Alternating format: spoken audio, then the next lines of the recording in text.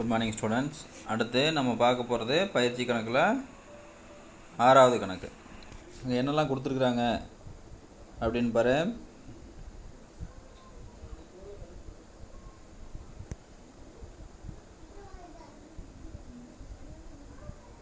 படம் ஒன்று கொடுத்துருக்குறாங்க. M1 M2 இரண்டு நிறைகள். M1 M2 அப்படிங்கிற இரண்டு நிறைகள். M1 M2 அப்படிங்கிறது M1ங்கிறது மேலே வச்சிருக்கிற பெரிய கனசதுரம், M2ங்கிறது இது. M1ங்கிறது இது, M2ங்கிறது இது. இது M3. M1 M2 M3. இது M2, இது M1, மேலே இருக்கிறது தான் M3 அப்படிங்கிற 3 நிறை நமக்கு கொடுத்துருக்குறாங்க. நிறைகள் மெல்லிய கயிற்றினால் உராய்வற்ற கம்பின் வழியே இணைக்கப்பட்டுள்ளது. அப்போ M2வை அந்த M1லேருந்து கட்டி தொங்க விட்டுருக்குறாங்க. மேஜையுடனான M1க்கும் மேஜைக்கும் இடையே ஓய்வு நிலை உராய்வு குணகம். ஓய்வு நிலை இப்போ ஓய்வில் இருக்குது. ஓய்வு நிலை உராய்வு குணகம் μs. M2 மீது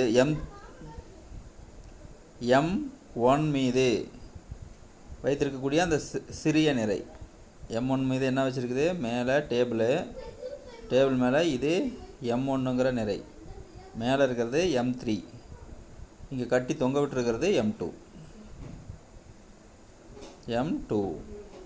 இப்போ இது மேலே ஒரு நிறைய வச்சுருக்கிறோம். இப்போ இது நகரணும். அப்போ நிறை M3. அப்போ இந்த M3 எவ்வளோ நம்ம M1 மேலே வச்சோம்னா இந்த வெயிட்டு கீழே இழுக்காமல் இருக்கும், நகராது அப்படிங்கிறது தான் கொஷின். அப்போ M3 கண்டுபிடிக்கணும். M3ங்கிறது எவ்வளோ வெயிட்டு வைக்கணும், வச்சா இது நகராமல் இருக்கும். இப்போ M1 M2 M3 மூணுமே கொடுத்துட்டாங்க. M1 15 kg, M2 10 kg, M3 25 kg, 25 kg அப்படின்னு கொடுத்துட்டாங்க. μs 0.2, μsனுடைய வேல்யூவும் கொடுத்துட்டாங்க. இப்போ நம்ம செக் பண்ணணும்.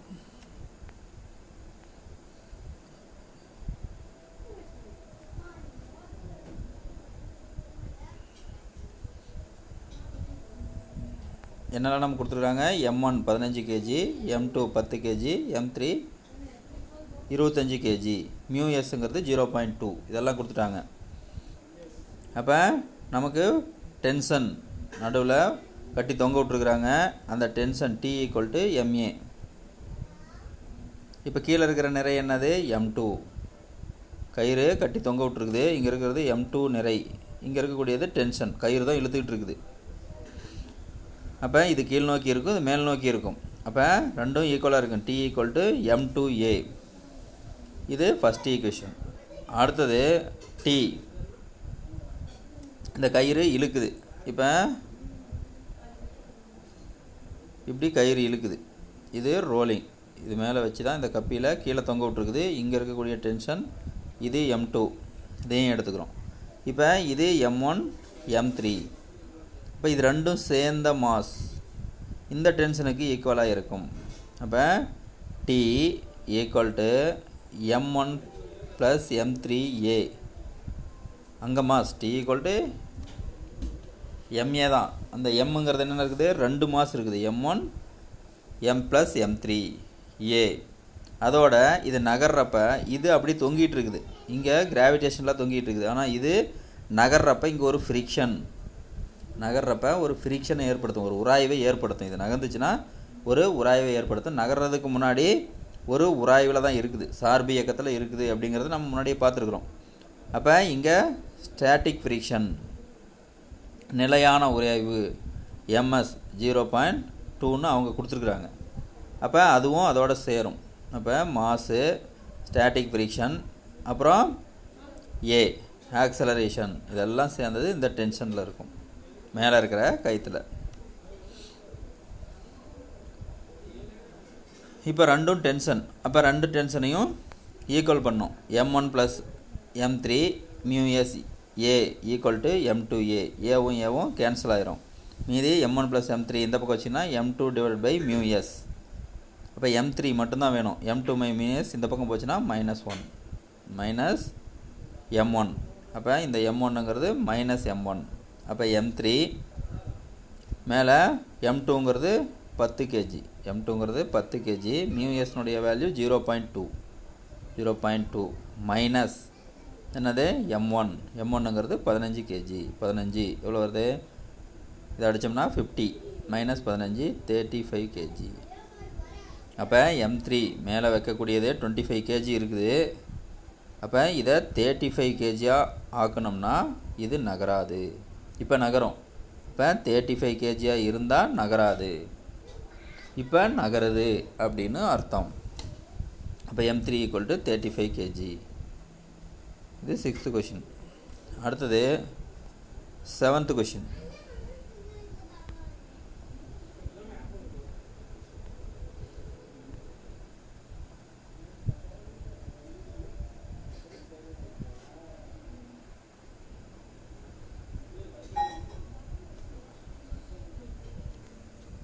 Seventh question. படம் 1 மற்றும் 2 காட்டப்பட்டுள்ள 25 kg மிதிவண்டிகளின் முடுக்கங்களை கணக்கிடுக. 2 படம் கொடுத்துருக்குறாங்க. இதனுடைய முடுக்கம் கண்டுபிடிக்கணும். ஒன்று 500 நியூட்டன், கீழே இருக்கிறது 400 நியூட்டன். இங்கே 400 நியூட்டன், இங்கேயும் 400 நியூட்டன். அப்போ 500 நியூட்டனில் சைக்கிள் இப்படி போகுது. கீழே ஆப்போசிட்டில் ஃப்ரிக்ஷன் இருக்கும். அது எவ்வளோன்னா ஃபஸ்ட்டு படத்தில் 500 வேகத்தில் போச்சுன்னா 400 ஃப்ரிக்ஷனை ஏற்படுத்துது. ரெண்டாவது 400 வேகத்தில் போச்சுன்னா 400 ஃப்ரிக்ஷனை ஏற்படுத்துது. இப்போ இதனுடைய முடுக்கம் கண்டுபிடிக்கணும்.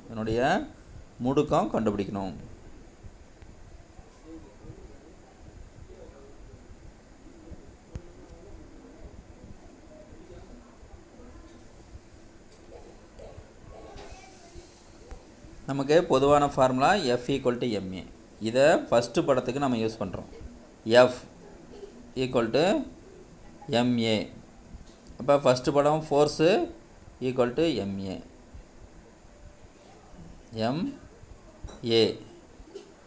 அப்போ அதனுடைய வெயிட் எவ்வளோ? 25 kg. சைக்கிளுடைய வெயிட்டு 25 kg அப்படின்னு கொடுத்துட்டாங்க. அப்போ மாஸ் 25 kg. அப்போ ஏ கண்டுபிடிக்கலாமா? எஃப்ங்கிறது அங்கே ஆக்ட் பண்ணக்கூடிய எஃப் என்னது? மேலே ஒரு ஃபோர்ஸு, இந்த பக்கம் ஃப்ரிக்ஷன். F - Fs. அது நகர்ந்துச்சுன்னா இது கைனட்டிக் ஃப்ரிக்ஷன். நகருது. இப்போ ஃபோர்ஸை கொடுக்குறதுனா நகருது. F - Fk friction. இது ரெண்டும் தான் ஃபோர்ஸு. அப்போ மேலே இருக்கக்கூடியது 500 - 400. 500 - 400 = 25a. 25ங்கிறது மாஸ், அதனுடைய நிறை. அப்போ 25a = 100. a = 4 ms - 2. இது ஃபஸ்ட்டு படத்துக்கான ஆக்சலரேஷன். அங்கேயும் அவ்வளோதான். F = ma தான். அங்கே 400 - 400, Fங்கிறது 0. அப்போ டோட்டலாக ஆக்சலரேஷன் 0வாக இருக்கும். அப்போ நகர்றதும் 400, ஃப்ரிக்ஷனும் 400 இருந்ததுன்னா அங்கே ஆக்சலரேஷனே இருக்காது. அப்போ ஆக்சலரேஷன் 0 அப்படின்னு எடுத்துக்கலாம். இது 7th கொஷின்.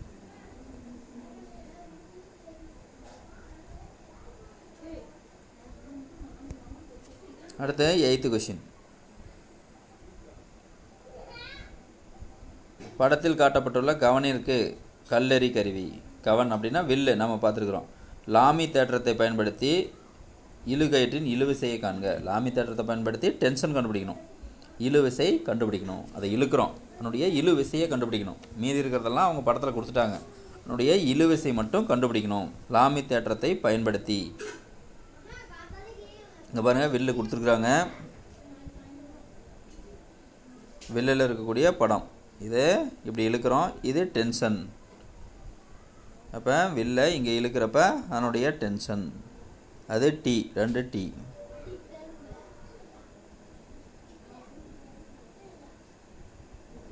இது நியூட்டனுடைய வேல்யூ. நம்ம இழுக்கக்கூடிய ஃபோர்ஸும் கொடுத்துட்டாங்க, 50 நியூட்டன். ஃபோர்ஸும் 50 நியூட்டன் அப்படின்னு கொடுத்துட்டாங்க. ரெண்டுக்கு இருக்கக்கூடிய டென்ஷன். இப்போ இதனுடைய இழுவிசை கண்டுபிடிக்கணும்.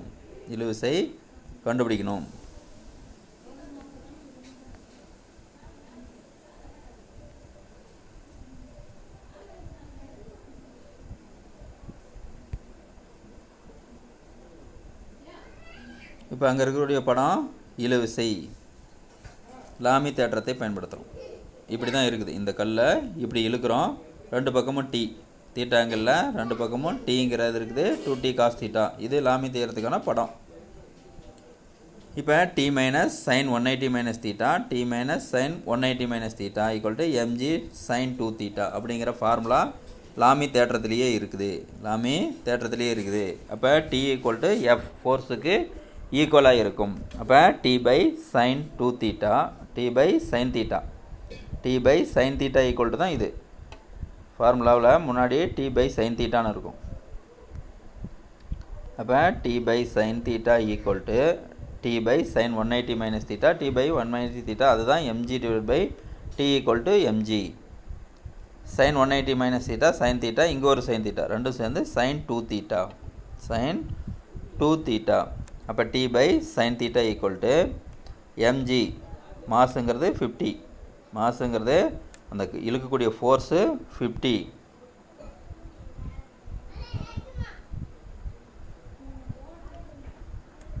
அப்போ divided by sine 2 theta, 50 divide by sine 2 theta. ஃபோர்ஸுங்கிறது t ஈக்குவல் டு எஃப்னு சொல்லிட்டோம். அப்போ டீக்கு பதிலாக இங்கே எஃப்ங்கிறது தான் 50 நியூட்டன்.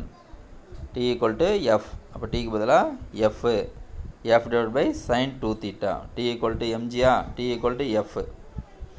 அப்போ t divide by sine theta equal to 50 sine 2 theta. Cross multiply பண்ணோம்னா t மட்டும் நமக்கு வேணும். இதை மேலே கிராஸ் மல்டிப்ளை பண்ணால் 50 into sine theta divide by sine 2 theta. அவங்க ஆங்கிள் எவ்வளோ கொடுத்துருக்காங்க? 30 டிகிரி. அந்த ஆங்கிள் எவ்வளோ? 30 டிகிரி. அப்போ சைன் தீட்டாவுக்கு பதிலாக 30 டிகிரி, கீழே 60 டிகிரி. அப்போ சைன் 30 டிகிரி 1/2, 60 டிகிரிங்கிறது 3/2. இதெல்லாம் மல்டிப்ளை பண்ணோம்னா 50 டிவைட் பை √3 வேல்யூ 1.732. அதை டிவைட் பண்ணோம்னா t equal to 28.86 Newton. t equal to 28.86 Newton. இது ஒரு 2 மார்க் கொஸ்டின். ஈஸியான ஒரு லாமி தியரத்தை பயன்படுத்தக்கூடிய ஒரு 2 மார்க் கொஸ்டின். இது ஃபார்முலா புக்லேயே இருக்குது. நம்ம அப்ளை பண்ணுறது மட்டும்தான். நமக்கு என்ன தெரியணும்? t equal to F. டென்ஷனுங்கிறது ஃபோர்ஸுக்கு ஈக்குவலாக இருக்கும் அப்படிங்கிறது நமக்கு தெரியணும். ஏன்னா எவ்வளோ அளவுக்கு இழுக்கிறோமோ அங்கே அவ்வளோ அளவுக்கு தான் டென்ஷன் இருக்கும். நம்ம எவ்வளோ வேகமாக இழுக்கிறோமோ அதுக்கு தகுந்த மாதிரி டென்ஷன், அதுக்கு ஈக்குவலான டென்ஷன் இருக்கும். மெதுவாக இழுத்தோம்னா கம்மியான டென்ஷன், அதிகமாக இழுத்தோம்னா அதிகமான டென்ஷன் இருக்கும் அப்படிங்கிறது நமக்கு தெரியும்.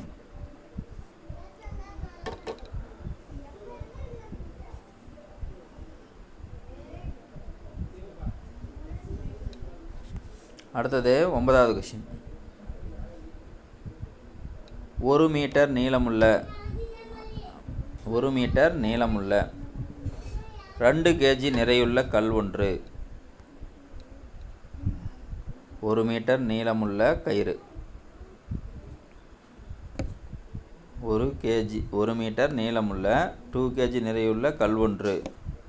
1 மீட்டர் நீளம் 2 kg நிறையுள்ள கல் ஒன்று நூலில் கட்டப்பட்டு. அப்போ 1 மீட்டர் நீளமுள்ள 2 kg இருக்கக்கூடிய கல் நூலில் கட்டப்பட்டு நூல் தாங்கக்கூடிய பெருமை இழுவிசை. அப்போ இது ஒரு நூலில் கட்டி சுழல்கிறது. இப்படி சுற்றுறாங்க. நீளமாக இருக்கக்கூடிய ஒரு பாக்ஸு, கனசதுரமாக இருக்கக்கூடிய ஒரு செவ்வக பாக்ஸ், அதை கயிற்றில் கட்டி இப்படி சுற்றுறோம். வட்டமாக இப்படி சுற்றுறோம். இது நூல் எவ்வளோ அளவுக்கு மட்டும்தான் தாங்கும், எவ்வளோ வேகமாக சுற்றினா அதனுடைய டென்ஷன் எவ்வளோ வேகம் இருந்ததுன்னா அது தாங்கும் அப்படின்னா 200 நியூட்டன், 200 நியூட்டன் இருந்தால் மட்டும்தான் தாங்கும் அதனுடைய டென்ஷன் ஃபோர்ஸு. அதை விட அதிகமாக இருந்தால் அறுந்து விழுந்துடும். வட்ட இயக்கத்தில் கல் செல்லக்கூடிய பெரும வேகம் அப்படியே 200 நியூட்டன் இருக்கணும்னா வேகமாக சுற்றினோம்னா டென்ஷன் அதிகமாகும். டென்ஷன் அதிகமாகிடுச்சுன்னா அது அறுந்து விழுந்துடும். அப்போ அறுந்து விழாமல் இருக்கிறதுக்கு நம்ம இந்த 200 நியூட்டன் அளவுக்குள்ளே இருக்கக்கூடிய டென்ஷன், கல் செல்லக்கூடிய பெரும வேகம். அப்போ 200 நியூட்டன் 200 நியூட்டன் விசையில் சுற்றினோம்னா அது எவ்வளோ வேகத்தில் போகும் அப்படிங்கிறது தான் கொஷின்.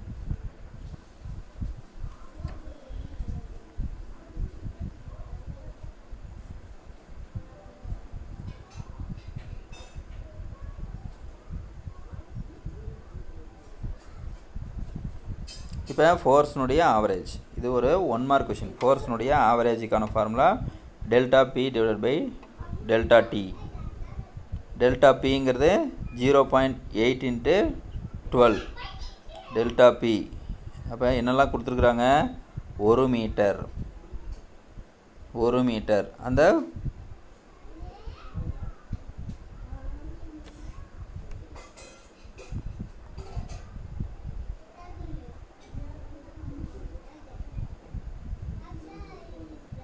சரி, இது 10வது கொஷின். கட்டப்பட்டு சுழல்கிறது நூல் தாங்கக்கூடிய பெருமை இழுவிசை. இது 10வது கொஷின். அப்போ டென்ஷன் இழுவிசை. அப்போ இப்படி செவ்வகமாக இருக்கக்கூடியது நூலில் கட்டப்பட்டு இப்படி வட்டமாக சுற்று வருது. அப்போ இதில் இருக்கக்கூடிய டென்ஷன், இந்த டென்ஷன் தான் மைய நோக்கு விசையாக செயல்படுது. அதில் இருக்கக்கூடிய டென்ஷன் தான் மைய நோக்கு விசையாக செயல்படுது. அப்போ டென்ஷனும் மைய நோக்கு விசையும் ஈக்குவலாக இருந்தால் அது அருந்து விழாது. அதை விட அதிகமானால் அருந்து விழுந்துடும்.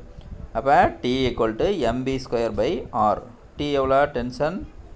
டென்ஷன் ஃபோர்ஸ் எவ்வளோ? 200 நியூட்டன் ஈக்குவல் m எவ்வளோ? 2. அப்போ 2v²/rங்கிறது 1.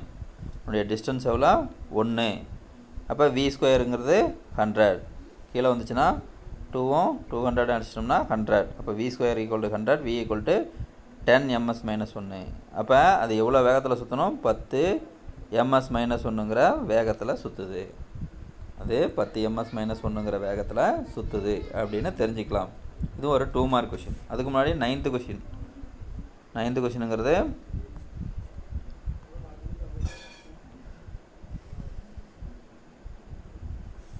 கால்பந்து வீரர் 0.8 kg 0.8 கிலோ நிறையுடைய கால்பந்தை உதைத்து அதை 12 ms-1 திசைவேகத்தில் இயக்க வைக்கிறார்.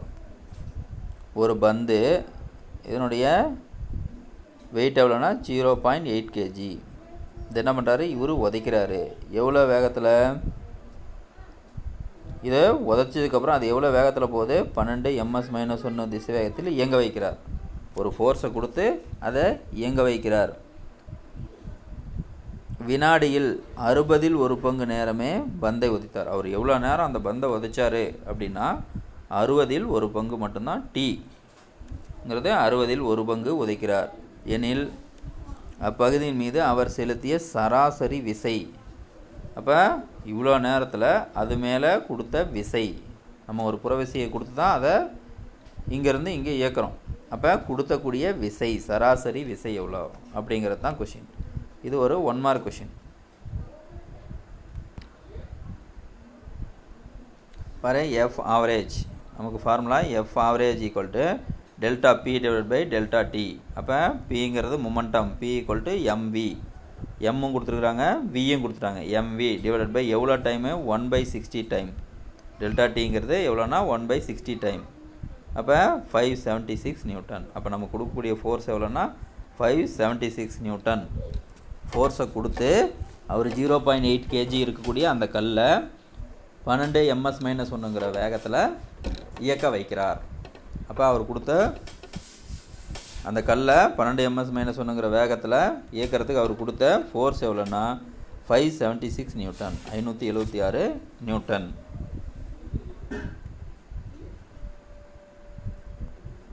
அடுத்தது 11வது கொஷின். அவங்களே படம் கொடுத்துட்டாங்க. புவி மற்றும் நிலவு இவற்றிற்கிடையான ஈர்ப்பு விசை. இது புவி, இது நிலவு, ரெண்டுக்கும் இடையே இருக்கக்கூடிய ஈர்ப்பு விசை இமேஜின் பண்ணிக்கிறோம். நாமே இணைக்கும் மெல்லிய கயிற்றின் வழியாக இணைச்சிருக்கிறதா நாம் நினச்சிக்கிறோம். அவற்றை இணைக்கும் மெல்லிய கயிற்றின் வழி அளிக்கப்படுகிறது. இவற்றிற்கான ஈர்ப்பு விசை. இது என்ன பண்ணும்? இந்த எர்த்து இது மேலே ஒரு ஈர்ப்பு விசையை கொடுக்குது. அதை தான் இந்த கோடாக பொறுத்துக்கிறோம். இன்விசிபிள் ஸ்ட்ரிங், அந்த கம்பியை கண்ணால் பார்க்க முடியாது, அப்படி இருக்கக்கூடிய ஒரு ஸ்ட்ரிங். நிலாவிற்கு அளிக்கும் மைய நோக்கு முடுக்கத்தால். இப்போ புவி நிலாவிற்கு அளிக்கும் மைய நோக்கு முடுக்கம். அப்போ இந்த ஈர்ப்பு விசை தான் மைய நோக்கு முடுக்கமாக செயல்படுது. இந்த ஈர்ப்பு விசை மைய நோக்கு முடுக்கமாக செயல்பட்டு இதை வட்டப்பாதையில் சுத்த வைக்குது. அப்போ நிலாவிற்கு அளிக்கும் மைய நோக்கு முடுக்கத்தால் ஏற்படும் இழுவிசை. அப்போ இந்த கம்பியினுடைய டென்ஷன் T கண்டுபிடிக்கணும். கம்பியினுடைய டென்ஷன் கண்டுபிடிக்கணும். அவங்க என்னெல்லாம் கொடுத்துருக்காங்க? நிலாவினுடைய நிறை கொடுத்துருக்காங்க, புவிக்கு நிலவுக்கும் உள்ள தொலைவு ரெண்டுமே அவங்களே கொடுத்துட்டாங்க. புவிக்கும் நிலவுக்கும் உள்ள தொலைவு, நிலாவினுடைய நிறை ரெண்டுமே கொடுத்துட்டாங்க. நிலாவின் நிறை கொடுத்துட்டாங்க, புவிக்கும் இடையே உள்ள தொலைவும் கொடுத்துட்டாங்க. இப்போ மைய நோக்கு விசை A centripetal force CP equal to R omega square. A equal to R omega square. இது ஒரு 5 மார்க்கில் இருக்குது. A equal to R omega square. அப்போ ஆர் ஒமேகா ஸ்கொயர். அப்போ ஒமேகா நமக்கு வேணும். Omega equal to 2π/t. முன்னாடி ஒரு இடத்துல பார்த்துருக்கோம். Omega equal to 2π/t.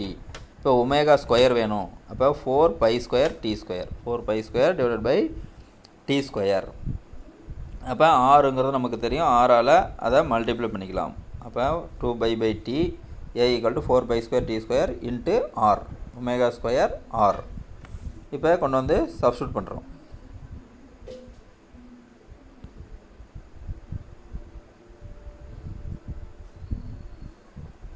இப்போ சப்ஸ்டியூட் பண்ணோம்னா ACP equal to 4 into π² value, π² ஆர்னுடைய வேல்யூ, அதுக்கப்புறம் கீழே டி ஸ்கொயர்னுடைய வேல்யூ.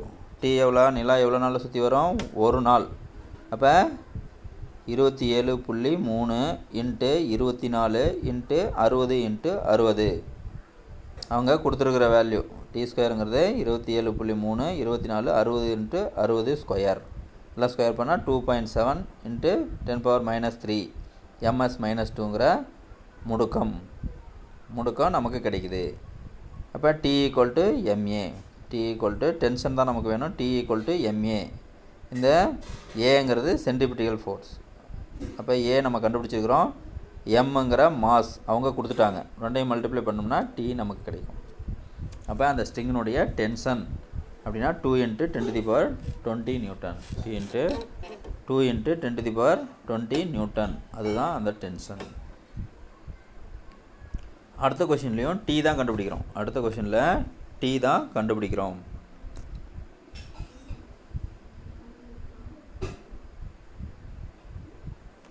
இவரே படத்துலேயே கொடுத்துட்டாங்க. ஒரு பிளாக் 15 kg இருக்கக்கூடிய ஒரு பிளாக், 10 kg இருக்கக்கூடிய ஒரு பிளாக். இது மெல்லிய கயிற்றினால் கட்டப்பட்டுள்ளது, இணைக்கப்பட்டுள்ளது. இப்போ 500 நியூட்டன் இங்கே ஃபோர்ஸை கொடுக்குறோம். ஃபோர்ஸை கொடுக்குறப்ப இது நகர்ந்ததுன்னா இந்த கயிற்றுனால இதுவும் இழுக்கிறப்ப ஒரு டென்ஷன், அந்த இடத்துல ஒரு டென்ஷன் ப்ரொடியூஸ் ஆகும். அந்த டென்ஷன் எவ்வளோ, அதுதான் கொஷின். அப்போ இந்த ஃபஸ்ட்டு பிளாக், இந்த ஃபஸ்ட்டு நிறை மீது என்னென்ன ஃபோர்ஸ்லாம் இருக்குது அப்படின்னா 500 நியூட்டனுங்கிற ஒரு ஃபோர்ஸ் இருக்குது.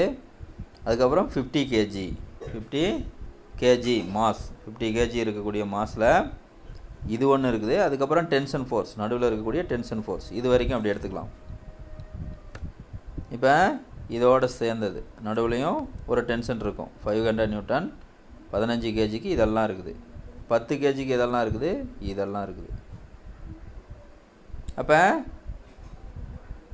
F = MA formula.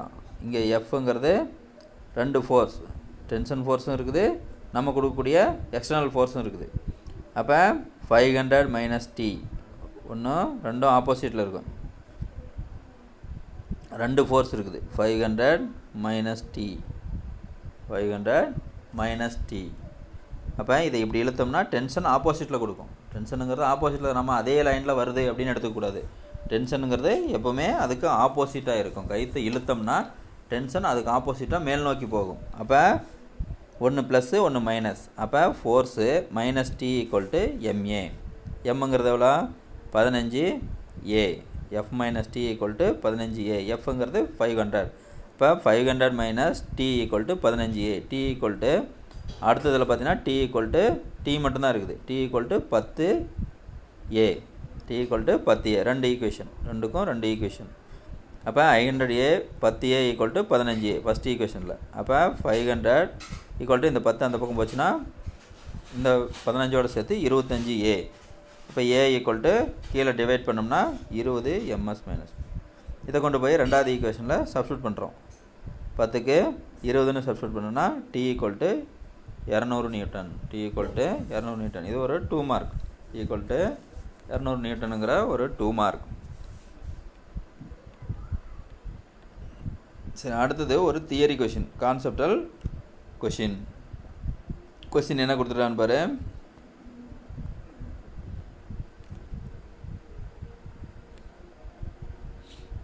மக்கள் அடிக்கடி எல்லா செயல்களுக்கும் சமமான, மக்கள் அடிக்கடி சொல்கிறது என்னது, ஒவ்வொரு செயலுக்கும் அதுக்கு எதிர்வினை உண்டு அப்படின்னு சொல்கிறாங்க. இங்கு செயல்கள் என்று மனிதர்களின் செயல்களை குறித்த மனிதர்களின் செயல்களுக்கு நியூட்டன் 3ஆம் விதியை பயன்படுத்துக. செயல்கள் என்பது மனிதர்களின் செயல்களை குறிக்கும்.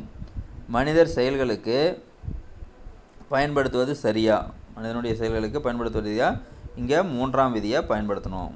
3ஆம் விதியை பயன்படுத்தணும்னா மக்கள் எல்லாம் செயல் எதிர் செயல் அப்படின்னு சொல்கிறாங்க. நம்ம பேசக்கூடியதுக்கு எதிர் செயல், நம்ம சொல்லக்கூடியது தான் செயல், அதுக்கு எதிர் செயல் உண்டா அப்படின்னா மனிதனுடைய செயல்களுக்கு மட்டுமே நியூட்டன் விதியை பயன்படுத்த முடியும். 3ஆம் விதியை பயன்படுத்த சொல்லியிருக்கிறாங்க. பயன்படுத்துவது சரியா அப்படின்னு கேட்டிருக்கிறாங்க. இப்போ மனிதனுடைய செயல்களுக்கு மட்டுமே, ஆக்டிவிட்டீஸ், நம்ம ஏதாவது ஒரு ஒர்க்கு ஒரு வேலை செஞ்சோம்னா தான் அதுதான் ஆக்டிவிட்டீஸ். இந்த ஆக்டிவிட்டீஸுக்கு மட்டுமே நியூட்டனுடைய 3ஆம் விதியை பயன்படுத்த முடியும். மனிதனுடைய சிந்தனை, நம்ம நினைக்கிறது, அடுத்தது பேசுகிறது, இதுக்கெல்லாம் நியூட்டன் விதியை பயன்படுத்த முடியாது. செயல்பாடுகளுக்கு மட்டும்தான் நியூட்டனுடைய 3ஆவது விதியை பயன்படுத்த முடியும். செயல்படாமல் நம்ம சொல்கிறதையோ அல்லது சிந்திக்கிறதையோ நம்ம 3ஆம் விதிக்கு பயன்படுத்த முடியாது அப்படிங்கிற ஒரு கான்செப்டல் 2 மார்க் கொஷின். இதுவும் ஒரு கான்செப்டல் கொஷின். அடுத்தது 14, நிறை 60 kg, திசைவேகம் 50 ms-1, ஆரம் 10 மீட்டர். இதெல்லாம் அவங்க கொடுத்துருக்கிறது.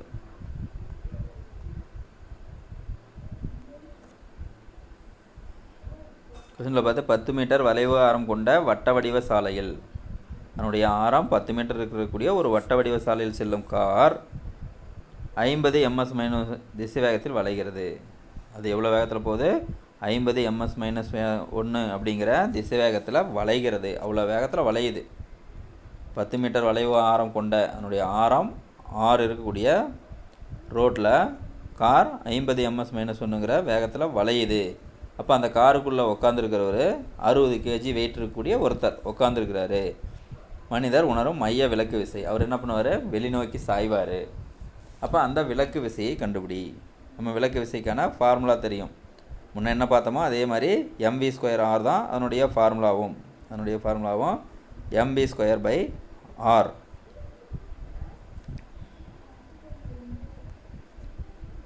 இப்போ இதெல்லாம் கொடுத்துருக்குறாங்க. மைய விலக்கு விசை mv²/r. mங்கிறது 60, விங்கிறது அவனே கொடுத்துட்டாங்க 50 × 50 / rங்கிறது 10, ஆரம் 10. அப்போ இதெல்லாம் அடித்தோம்னா 60 × 250. அப்போ எவ்வளோ, F centrifugal force FCF = 15,000 Newton. இப்போ 15,000 நியூட்டன் அந்த மைய விலக்கு விசையை அவர் உணர்வார். அடுத்திருக்கக்கூடிய கடைசி சம்,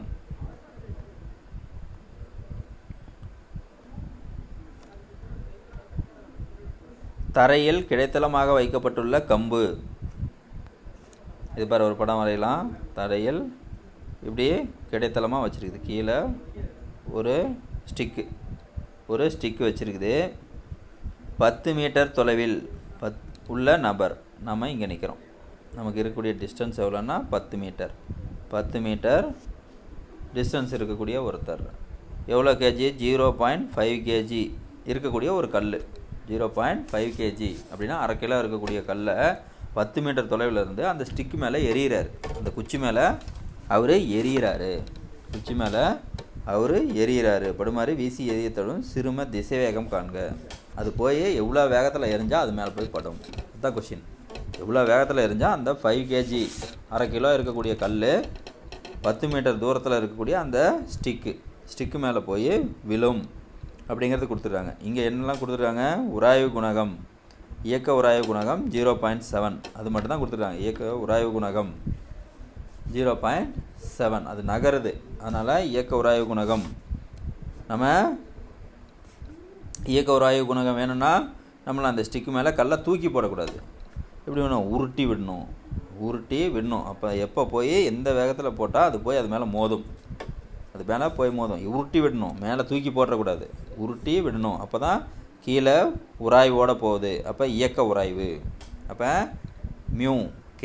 மியூ கேனுடைய வேல்யூ அவங்க கொடுத்துருக்குறாங்க.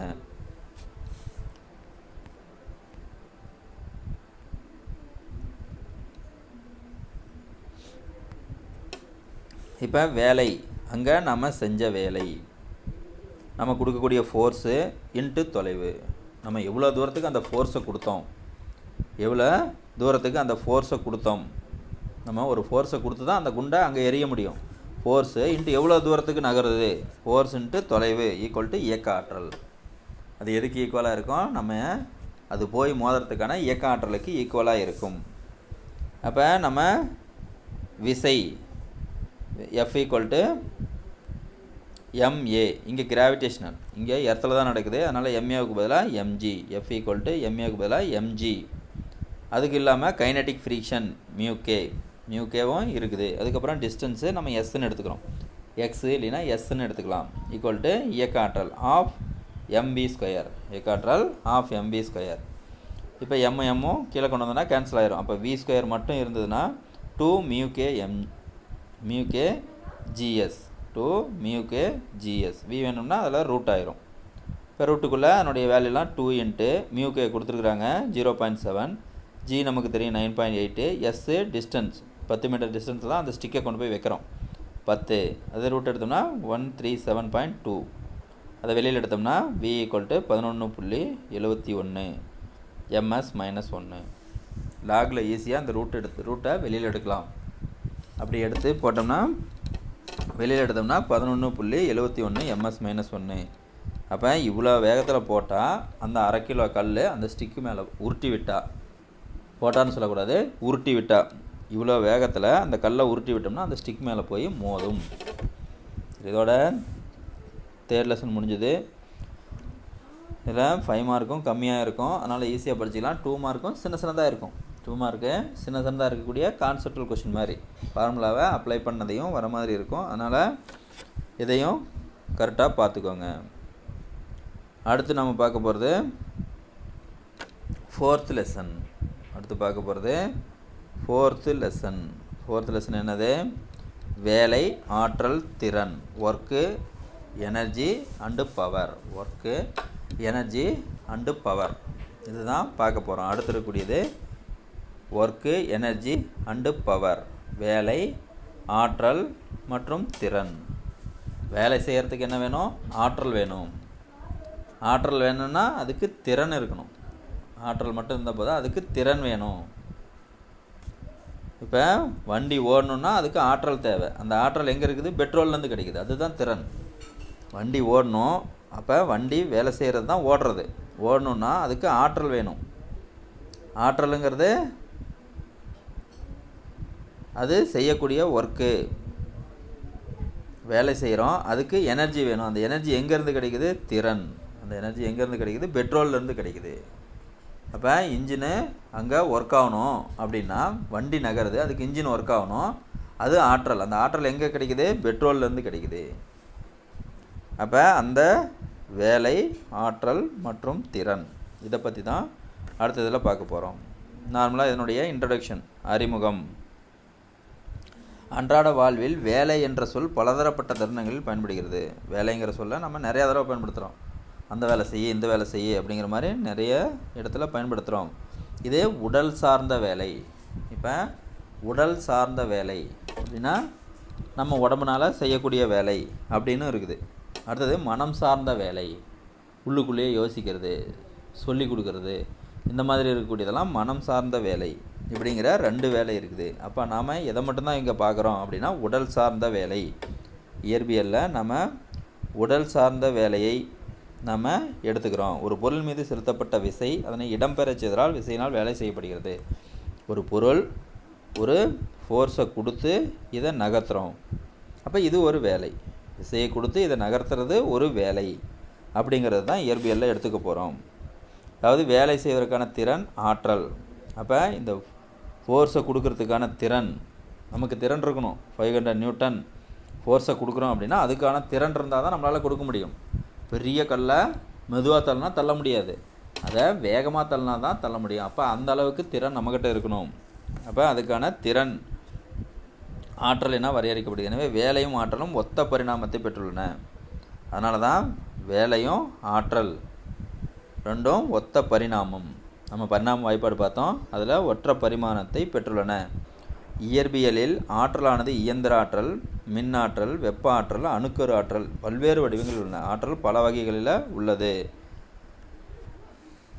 அப்போ ஒரு வகையான ஆற்றலை எடுத்துக்கொண்டு இன்னொரு வகையாக மாற்றுது, ஒரு வகையான ஆற்றலை எடுத்துக்கொண்டு இன்னொரு வகையான ஆற்றலாக மாற்றுது. இப்போ சாதாரணமாக ஒரே ஒரு எக்ஸாம்பிள் எடுத்துக்கலாம். ஒரு மோட்டார் அதுக்கு என்ன ஆற்றலை கொடுக்குறோம்? நம்ம மின்னாற்றலை கொடுக்கறதுனால அது இயக்க ஆற்றலாக மாறுது. அப்போ ஒரு வகை ஆற்றலை எடுத்துக்கிட்டு இன்னொரு வகை ஆற்றலாக மாறுது. அப்போ நம்ம கொடுக்கக்கூடிய மின்னாற்றல் இயக்க ஆற்றலாக மாறுது அப்படிங்கிறத பார்க்க முடியும். இப்பாடப்பகுதியில் முக்கியமாக இயந்திர ஆற்றலின் இருவகை. இந்த பகுதியில் என்னத்தை பார்க்குறோம்? இந்த இயந்திர ஆற்றல், இயந்திரம் மோட்டார் ஓடக்கூடிய அந்த இயந்திர ஆற்றல் நம்ம நிறைய ஆற்றல் பார்த்துருக்கோம். வெப்ப ஆற்றல், மின் ஆற்றல், இந்த மாதிரி நிறைய இருக்குது. அதில் இயந்திர ஆற்றலினுடைய இருவகை. அதில் ஒன்று நிலையாற்றல், நிலையாக இருக்கக்கூடிய ஆற்றல். இன்னொன்று இயக்க ஆற்றல். அங்கே உராய்வில் எப்படி நிலையான உராய்வு, இயக்க உராய்வுன்னு பார்த்தோமோ அது மாதிரி நிலையாற்றல், இயக்க ஆற்றல், இது ரெண்டையும் தான் நம்ம இங்கே பார்க்க போகிறோம்.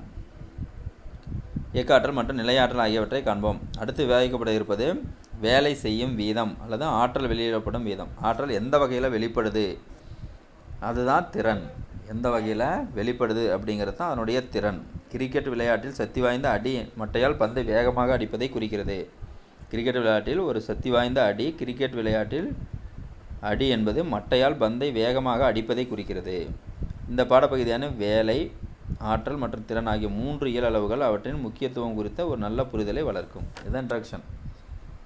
வேலைனா என்ன, அதுக்கான ஆற்றல், அது எங்கேருந்து வருது, திறன்லேருந்து வருது. இதை பற்றி தான் நம்ம இங்கே பார்க்க போகிறோம். ஃபஸ்ட்டில் வேலை. முன்னாடியே சொல்லிட்டேன், வேலைனா என்ன, ஒரு பொருள் மீது எஃப் என்ற விசை செயல்பட்டு அதை டிஆர் என்ற அளவிலான இடப்பெயர்ச்சியை ஏற்படுத்துகிறது. இது ஒரு பொருளின் மீது எஃப்ங்கிற விசை, ஒரு விசையை கொடுத்து நம்ம தள்ளுறதை கூட வச்சுக்கலாம். இது ஒரு பொருள்னால் இதை ஒரு ஃபோர்ஸை கொடுத்து தள்ளுறப்ப இது எவ்வளோ டிஸ்டன்ஸ் நகருது அப்படின்னா TR distance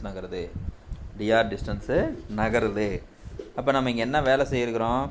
F into TR. அப்போ நம்ம எஃப்ங்கிற ஃபோர்ஸை கொடுத்து டிஆர் டிஸ்டன்ஸ் நகர்த்தி இருக்கிறோம். அப்போ நம்ம செய்யக்கூடிய வேலை W equal to F into TR.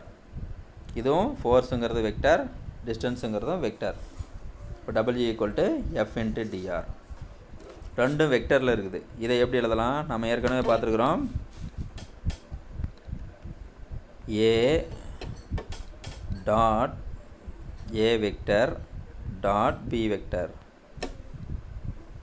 Scalar ப்ராடக்ட்டில் பார்த்துருக்குறோம். A vector B vector equal to AB cos theta. இப்போ ஏவுக்கு பதிலாக எஃப் இருக்குது, பிக்கு பதிலாக டிஆர் இருக்குது. அப்போ இங்கே என்ன வரும்? F DR cos theta. இப்போ W equal to FDR cos theta அப்படின்னு நம்ம எடுத்துக்கலாம். அதுதான் அடுத்து இருக்கக்கூடியது. எஃப்டிஆர் இங்கே இப்போ ஸ்கேலார் பெருக்கல் புள்ளி பெருக்கல் நம்ம பார்த்துருக்குறோம். அதில் இருந்தால் எஃப்டிஆர் காஸ் தீட்டா. ஒரு ஸ்கேலார் அளவு, நம்ம செய்யப்பட்ட வேலை ஒரு ஸ்கேலார் அளவு. இது எண் மதிப்பு மட்டுமே பெற்றுள்ளது. இப்போ எந்த டைரெக்ஷனில் நகர்த்துறதுனே சொல்லலை, அது நகருதுங்கிறத மட்டும்தான் சொல்லியிருக்கிறோம். அப்போ எண் மதிப்பு மட்டுமே இருக்குது, திசையற்றது. எஸ்ஐ அலகு முறையில்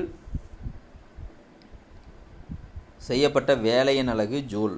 வேலையின் அலகு ஜூல் அல்லது நியூட்டன் மீட்டர். வேலையின் அலகு ஜூல் அல்லது நியூட்டன் மீட்டர். நியூட்டன் மீட்டர் எப்படி வந்தது? நமக்கு எஃப் இன்ட்டு டிஆர்.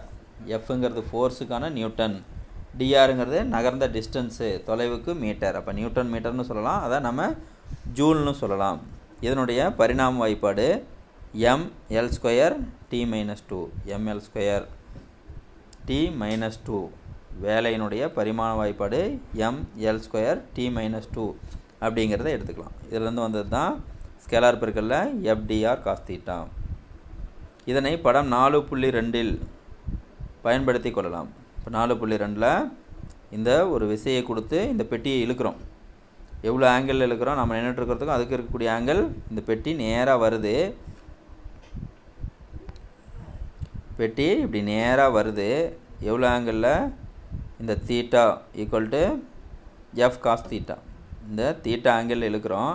அப்போ தீட்டா ஆங்கிள் அப்படின்னு வந்துருச்சுனாவே நம்ம ரெண்டாக பிரிக்கலாம். ஒன்று காஸ் தீட்டா, இன்னொன்று சைன் தீட்டா. மேலே இருக்கக்கூடிய காஸ் தீட்டா, இங்கே சைன் தீட்டா. இந்த காஸ் தீட்டாங்கிறது அந்த வெயிட்டை ஈக்குவல் பண்ணிக்கும், அதனால் இது கேன்சல் ஆகிரும். மீதி என்ன இருக்குது, F cos theta. F cos theta மட்டும்தான் இருக்குது. எவ்வளோ டிஸ்டன்ஸ் நகருது, dRங்கிற டிஸ்டன்ஸ், dRங்கிற டிஸ்டன்ஸ். அப்போ F into dr cos theta, FDR cos theta அப்படியும் எடுத்துக்கலாம். நம்ம ஸ்கேலார் பெருக்கல்ல பெருக்கினாலும் FDR cos தீட்டா அப்படிங்கிறது வந்துடும். அதுக்கான படம் தான் இது. இப்போ இதுக்கான எடுத்துக்காட்டு A.B = AB cos தீட்டா அப்படிங்கிறத நம்ம முன்னாடியே பார்த்துருக்கிறதையும் சொல்லியிருக்கிறாங்க. பொருளின் இடப்பெயர்ச்சிக்கும் இல்லையே உள்ள கோணம் தீட்டாங்கிறது பொருளின் மீது செய்யப்பட்ட விசைக்கும் அப்பொருள் இடப்பெயர்ச்சிக்கும் இடையே உள்ள கோணம், பொருளினுடைய இடப்பெயர்ச்சி செய்யப்பட்ட வேலைக்கும் இடையில் உள்ள கோணம், அதுதான் தீட்டா. அடுத்து விசையினால் செய்யப்பட்ட வேலை என்பது விசை F, இடப்பெயர்ச்சி dr, இவற்றுக்கே உள்ள கோணம் தீட்டா ஆகியவற்றை சார்ந்தது. அந்த தீட்டாவை பொறுத்து தான் அமையும், அதில் இருக்கக்கூடிய தீட்டாவை பொறுத்து தான் அதனுடைய வேலை அமையும். விசை சுழியாகும் போது, இந்த ஃபார்முலாவில் விசை சுழியாயிருது, விசை சுழியானால் இது எல்லாமே மல்டிப்ளை பண்ணுறப்ப இது எல்லாமே 0 ஆகி போயிடும். dr அதனுடைய இடப்பெயர்ச்சி சுழியாகும்போது எல்லாமே 0 ஆயிரும். தீட்டா வேல்யூ 0 வரும்போது எல்லாமே 0 ஆயிரும். இப்போ இதில் இந்த பக்கம் 0 ஆனாலும் அது 0 ஆயிரும். இப்போ F மட்டும் 0 ஆனால் அதுக்கு ஒரு எக்ஸாம்பிள்.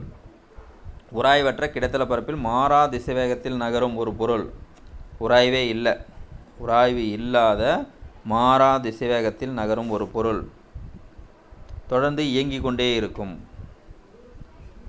அது எது மேலேயும் உராய்வை கொடுக்கலனா அது இயங்கிக்கிட்டே இருக்கும். அப்போ எர்த்தை சுற்றி வரக்கூடிய பிளானட், கோளில் எதுவுமே ஃப்ரிக்ஷன் எதுவுமே இருக்காது, அங்கே காற்றே இருக்காது, ஃப்ரிக்ஷன் உராய்வு எதுவுமே இருக்காது. அதனால் அது பாட்டுக்கு சுற்றிக்கிட்டே இருக்குது.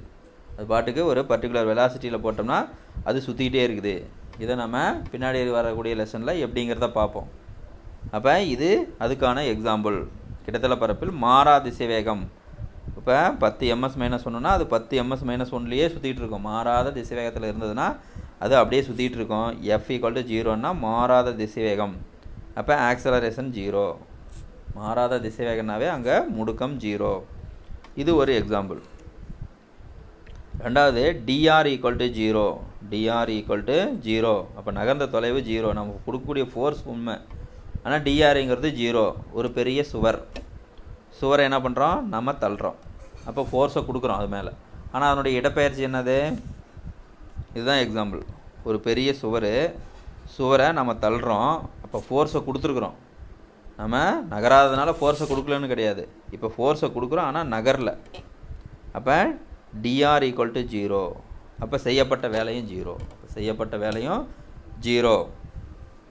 அடுத்தது இடப்பெயர்ச்சி சுழியாகும்போது, இடப்பெயர்ச்சி செய்யப்பட்ட வேலை சுழி. அடுத்தது பார்த்திங்கன்னா இடப்பெயர்ச்சி மையநோக்கு விசை, இடப்பெயர்ச்சி. இது ரெண்டுக்கும் ஒன்றுக்கு ஒன்று இடப்பெயர்ச்சியும் மையநோக்கு விசையும் செங்குத்தாக இருக்குது.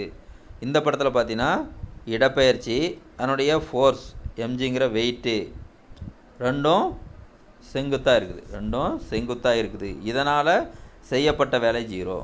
தீட்டா ஈக்குவல் நீங்கள் என்னது, தீட்டா = 90 டிகிரி. அப்போ காஸ் 90ங்கிறது 0. இப்போ இங்கே என்னது, இது ரெண்டும் செங்குத்தாக இருக்குது, தீட்டா = 90 டிகிரி. இதுவும் ஒன்றுக்கு ஒன்று செங்குத்தாக இருக்குது, தீட்டா 90 டிகிரி. அப்போ காஸ் 90ங்கிறது 0. அப்போ செய்யப்பட்ட வேலை 0. அதுக்கான எக்ஸாம்பிள் இதுதான். அடுத்ததில் கொடுத்துருக்கான் பாரு.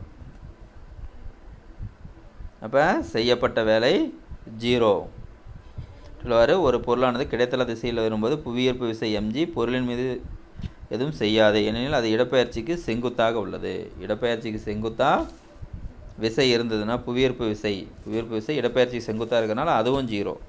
அடுத்தது மைய நோக்கு விசை இடப்பெயர்ச்சிக்கு செங்குத்தாக இருக்கிறதுனால அதுவும் 0. மைய நோக்கு விசை இடப்பெயர்ச்சிக்கு செங்குத்தாக இருக்கிறதுனால அதுவும் 0. சரி, அடுத்தது கொடுக்கப்பட்ட விசை மற்றும் எஃப் இடப்பெயர்ச்சி அட்டவணை கீழே கொடுக்கப்பட்டுள்ளது. தீட்டானது செய்யப்பட்ட வேலையின் இந்த தீட்டாவை பொறுத்து நமக்கு வரக்கூடிய வேல்யூ மதிப்பு எப்படியெல்லாம் இருக்கும் அப்படிங்கிறது தான் கீழே கொடுத்துருக்காங்க. அது நேர்குறியாகவும் இருக்கலாம், எதிர்குறியாகவும் இருக்கலாம். விசையினால் செய்யப்பட்ட எதிர்குறி வேலைக்கு பல உதாரணங்கள். நம்ம முன்னாடி பார்த்ததெல்லாம் நேர்குறி, நேராக செய்யக்கூடிய வேலை. இப்போ எதிர்குறி அப்படின்னா ஒரு கிரிக்கெட் வீரர் பந்து அடிக்கிறார், நம்ம பந்தில் பிடிக்கிறோம். கோல் கீப்பர் என்ன பண்ணுவார்? பந்தை தடுத்து நிறுத்துவார். அப்போ அந்த பந்துக்கு எதிராக பந்தை அடிக்கிறதுக்கு ஒருத்தர் நேர்குறி வேலை செய்கிறாரு, பந்தை தடுக்கிறதுக்கு ஒருத்தர் எதிர்குறி வேலை செய்கிறாரு. அவர் என்ன பண்ணார்? அதுக்கு எதிராக ஒரு விசையை கொடுத்து அதை தடுத்து நிறுத்துறாரு. அப்போ அதுதான் எதிர்குறி வேலை. இது ஈஸியாக தெரிஞ்ச எக்ஸாம்பிள். இந்த விசையை செலுத்தி பிடிக்கிறார். விசையானது பந்தின் இயக்கத்திற்கு எதிர் திசையில் பந்து அவர் கையில் ஓய்வு நிலைக்கு வரும் வரை செலுத்தப்படுகிறது. அது நிற்கிற வரைக்கும் அவர் ஒரு ஃபோர்ஸை கொடுக்குறாரு. இதுதான் படத்தில் காட்டுகிறாங்க. அப்போ பந்தின் மீது அவர் எதிர் வேலையை செய்கிறார். அது வர்ற டைரக்ஷனுக்கு ஆப்போசிட்டாக எதிர் வேலையை செய்கிறார். மேலும் எதிர்வேலைக்கான சூழ்நிலை பற்றி கற்போம். எதிர்வேலை என்னென்னங்கிறத நம்ம பார்க்கலாம் அப்படின்னு சொல்லிக்கிறாங்க. இது ஒரே எக்ஸாம்பிள் மட்டும். இப்போ எடுத்துக்காட்டு 4.1. இப்போ வேலை, செய்யப்பட்ட வேலை முன்ன FDR cos தீட்டா. இப்போ தீட்டா வேல்யூ கொடுத்துருக்காங்க F × dr. அப்போ F ஒரு பெட்டி 25 நியூட்டன் விசையினால், 25 நியூட்டன் விசையினால், அப்போ Fங்கிறது 25, 15 மீட்டர் இடப்பெயர்ச்சி. அப்போ Fங்கிறது 25. அப்போ இதை இழுக்கிறதுக்கு நம்ம கொடுக்கக்கூடிய ஃபோர்ஸ் எவ்வளோ? 25 நியூட்டன். இடப்பெயர்ச்சி 15 மீட்டர். அப்போ இது நகர்ந்த தொலைவு எவ்வளோ? 15 மீட்டர். அப்போ dr = 15 மீட்டர். இந்த பெட்டியை இங்கே கொண்டு வந்து இங்கே வச்சிட்டோம். அப்போ இழுத்து கொண்டு வந்து இங்கே வச்சுருக்கிறோம். அப்போ 15 மீட்டர். விசைக்கும் இடப்பெயர்ச்சிக்கும் இடையே உள்ள கோணம் 30 டிகிரி. அப்போ செய்யப்பட்ட வேலையை காண்க. ஒரே ஃபார்முலா தான் நமக்கு. F 25 newton, 25 dr = 15 metre. இப்போ நம்ம F மற்றும் dr இடையே உள்ள கோணம் தீட்டா 30 டிகிரி. அப்போ செய்யப்பட்ட வேலை W = FDR cos தீட்டா. அப்போ F 25, R dr 15, cos 30 degree. cos 30 டிகிரினுடைய வேல்யூ √3/2. எல்லாம் மல்டிப்ளை பண்ணோம்னா √3னுடைய வேல்யூ 1.734, 1.732. அதை போட்டு டிவைட் பண்ணோம்னா நமக்கு செய்யப்பட்ட வேலை 324.76 ஜூல். ஒர்க்கினுடைய யூனிட்டு, வேலையினுடைய அலகு ஜூல். அதனால் 324.76 ஜூல் அளவுக்கு வேலை செஞ்சிருக்கிறாரு. செஞ்சதுனால அந்த பெட்டி அந்த இடத்துல இருந்து 15 மீட்டர் தூரம் உள்ள அந்த இடத்துக்கு வந்திருக்குது அப்படிங்கிறத தெரிஞ்சுக்கலாம். இது வேலையினால் செஞ்சது. அதுக்கடுத்து மாறும் விசையினால் செய்யப்பட்ட வேலை. அடுத்து பார்க்குறது மாறா விசையினால் செய்யப்பட்ட வேலை, மாறும் விசையினால் செய்யப்பட்ட வேலை. தனித்தனியாக 3 மார்க்கு, ரெண்டும் ஒன்றா சேர்த்து கேட்டாங்கன்னா 5 மார்க். மாறும் விசையினால் செய்யப்பட்ட வேலை, மாறா விசையினால் செய்யப்பட்ட வேலை விளக்குக அப்படின்னா 5 மார்க். தனியாக கேட்டாங்கன்னா ஒரு 3 மார்க்கு. இது அடுத்த கிளாஸில் பார்க்கலாம். அதுக்கு முன்னாடி கொடுத்துருக்கக்கூடிய டேபிளேஷன் தீட்டாவை பொறுத்து எப்படியெல்லாம் மாறுது. அப்போ காஸ் தீட்டா, இங்கே நம்ம பார்க்குறது காஸ் தீட்டா வேல்யூ 0 டிகிரியாக இருந்ததுன்னா, மேக்ஸிமம் வேல்யூ. அப்போ தீட்டா 0 டிகிரியாக இருந்ததுன்னா காஸ் தீட்டா மேக்ஸிமமாக இருக்கும். தீட்டா வேல்யூ 0 டிகிரியாக இருந்ததுன்னா காஸ் தீட்டா மேக்ஸிமமாக இருக்கும். மேக்ஸிமமாக இருந்ததுன்னா நேர்குறி, பாசிட்டிவ். அப்போ பாசிட்டிவ் மேக்ஸிமம், பாசிட்டிவாக இருக்கும். 1ங்கிறதுனால மேக்ஸிமமாக இருக்கும். அப்போ +1. அப்போ நமக்கு தெரியும், முன்னாடியே பார்த்தோம், மேக்ஸிமம்னா 1, மினிமம்னா 0. அப்போ பாசிட்டிவில் மேக்ஸிமம் அப்படின்னா 1 +1. சரி, அடுத்தது தீட்டா.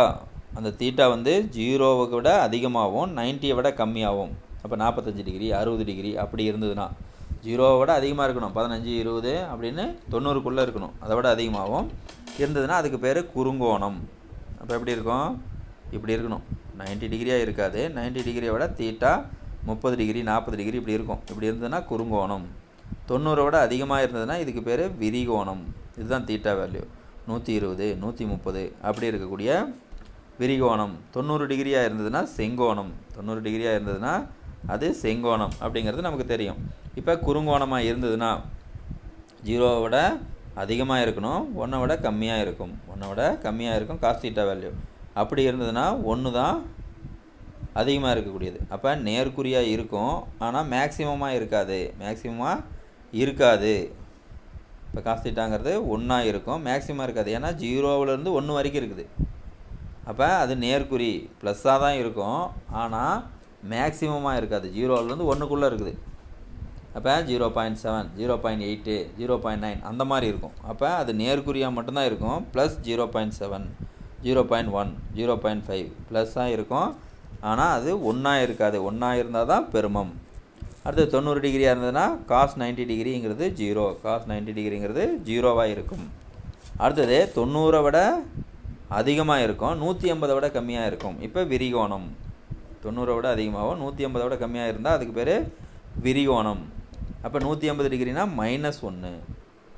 அப்போ -1 விட அதிகமாக இருக்கும், 0வை விட கம்மியாக இருக்கும். -1 விட அதிகமாக இருக்கும், 0வை விட கம்மியாக இருக்கும். 0ங்கிறது அதிகம், -1ங்கிறது கம்மி.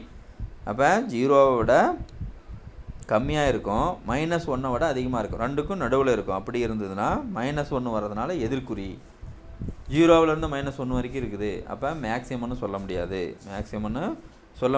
180 டிகிரியாக இருந்ததுன்னா -1. 180 டிகிரி இருந்தால் -1. 1ங்கிறது மேக்ஸிமம், மைனஸுங்கிறது எதிர்குறி. அப்போ எதிர்குறி மேக்ஸிமம். இது 1ங்கிறது நேர்குறி.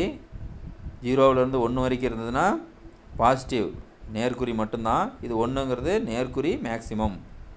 அடுத்தது 0, இது எதிர்குறி மேக்ஸிமம், இது எதிர்குறி மேக்ஸிமம், இது எதிர்குறி மட்டும்தான், மேக்ஸிமம் கிடையாது. ஏன்னா 0விலேருந்து -1 வரைக்கும், 0விலேருந்து -1 வரைக்கும் இருக்குது.